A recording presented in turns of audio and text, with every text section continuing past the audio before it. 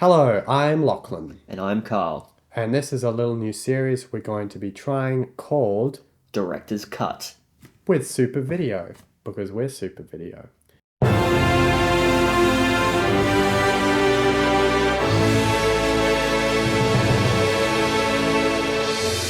So this is episode 2. The first episode was the favorite films one, and hopefully you have already seen that. If you have not, please watch it. It's a good video.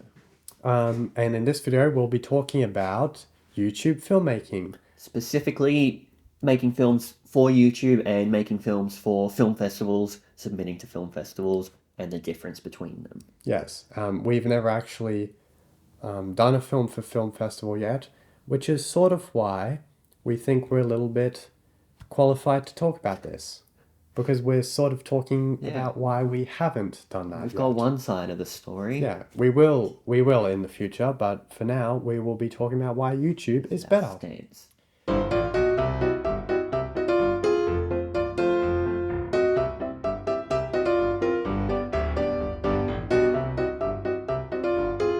I have notes here, so if I look down, I'm looking at the notes, and if he looks down, he's looking at the notes. So YouTube is sort of looked down in the whole filmmaking sphere, not the whole filmmaking sphere, but a certain segment of the filmmaking sphere, which I will say is the film festival circuit and also Film school crowd. film school crowd. And that is YouTube is viewed as being less than film festivals for some reason because I don't know.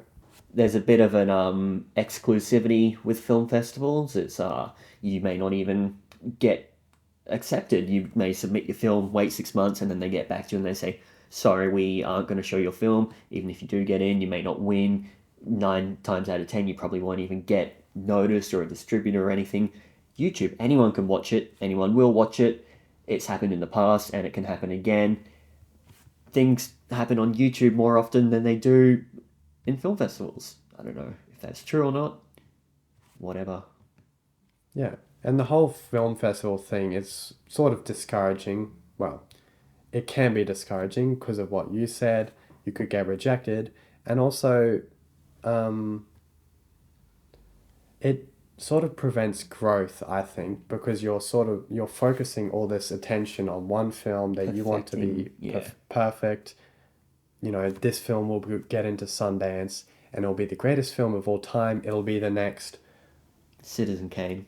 Citizen. What's a film that went into like a film festival? I don't know.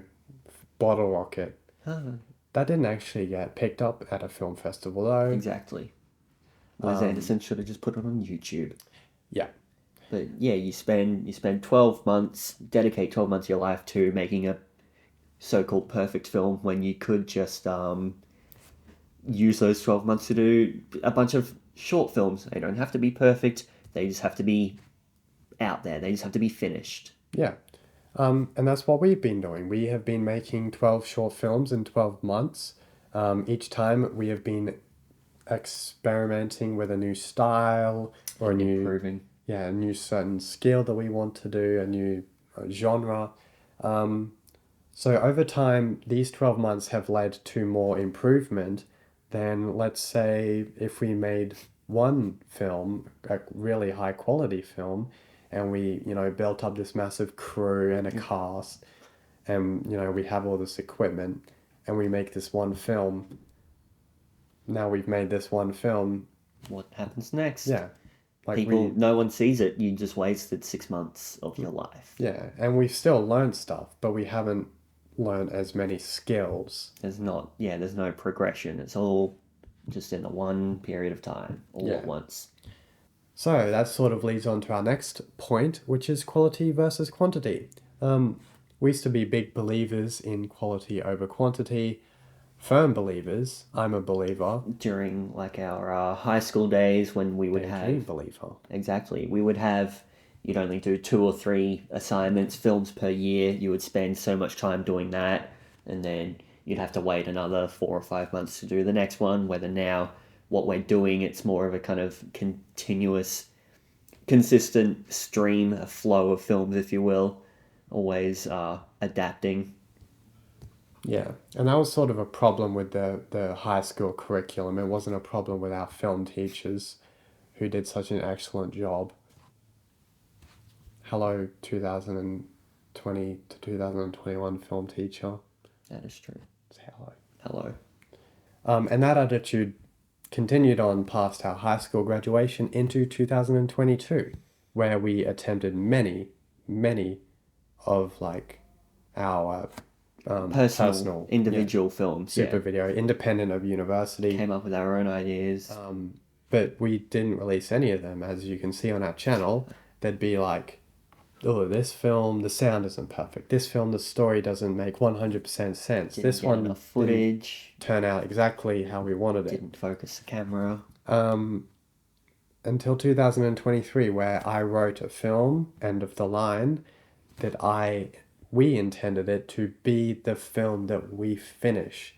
It's no coincidence that it's like 40 seconds long. You can't not finish a 40-second long film.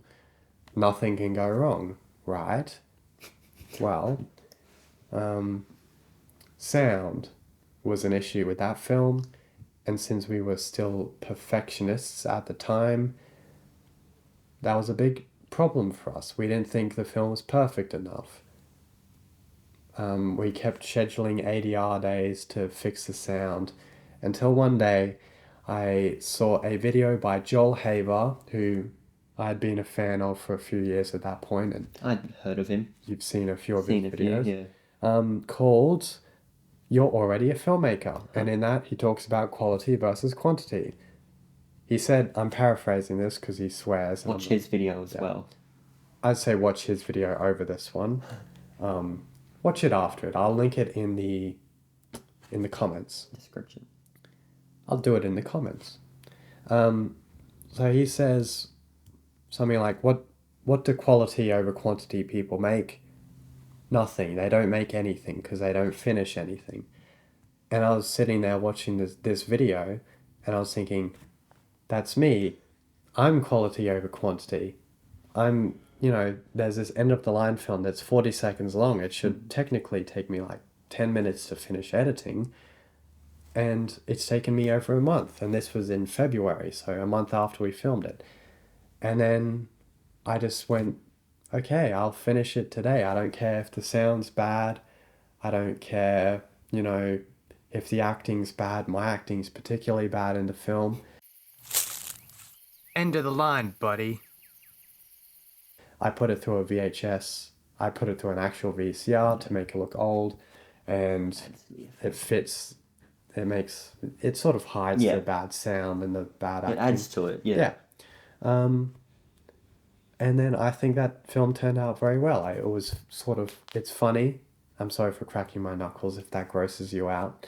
And then that sort of led on to, the 12-month film challenge. However many more films we've made since then, yeah. Adding to that, I think I'd like to talk about my own experience of caring too much about quality. This was, 6 months ago before I don't want to say I stopped caring, but I just kind of stopped caring. There was a film, it's on the channel, you may or may not have seen it, please don't watch it. It's called The Spy Who Came In From the Rain. I took it too seriously. I think that's the problem as well. You just take things too seriously and you're like, oh, this has got to be this is perfect. I worried over it. I was a perfectionist, and ultimately I didn't do enough planning even with my kind of perfectionist mindset, and it turned out terribly. And on the day, I was just trying to get through it as quickly as possible because I wanted to get it over and done with and never look at it again, which is probably why it turned out the way it did.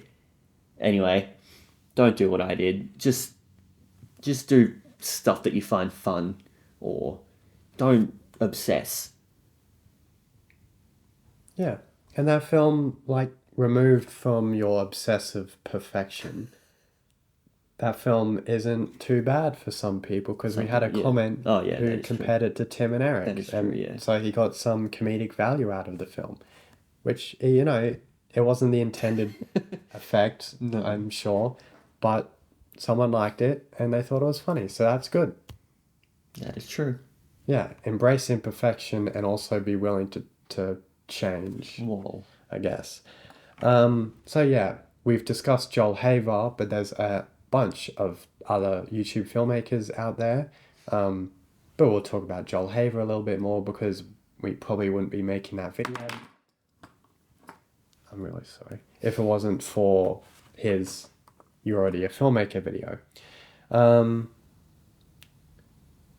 so he's probably the most famous YouTube filmmaker at the moment. He's also probably my biggest influence at the moment.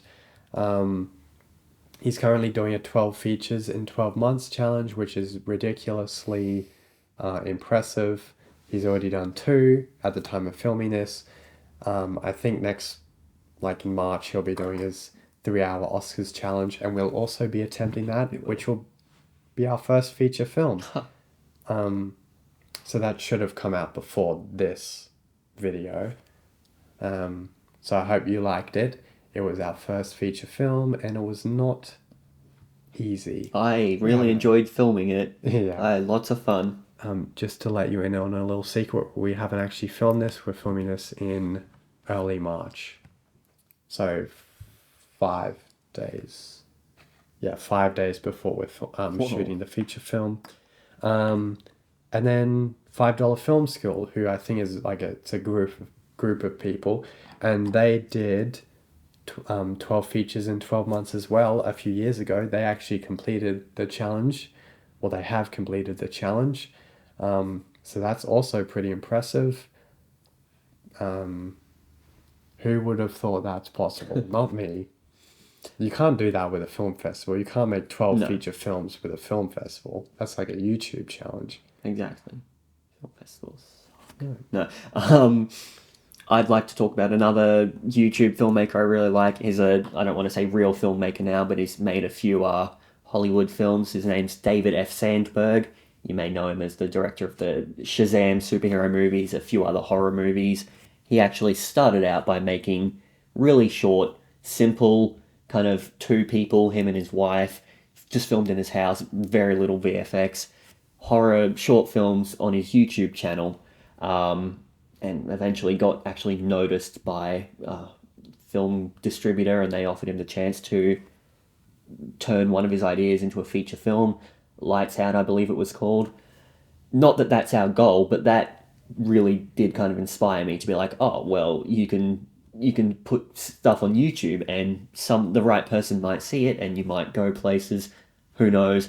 Like I said, that's not our ultimate goal, but it would be nice.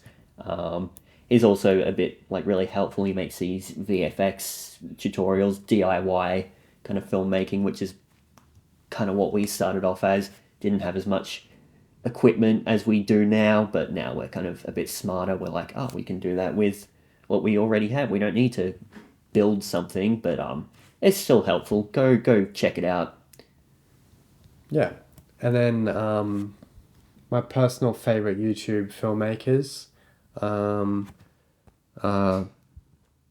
Super Video Films. Oh, that's us. That's our channel. No, it says that. Okay. Well, we're not the best.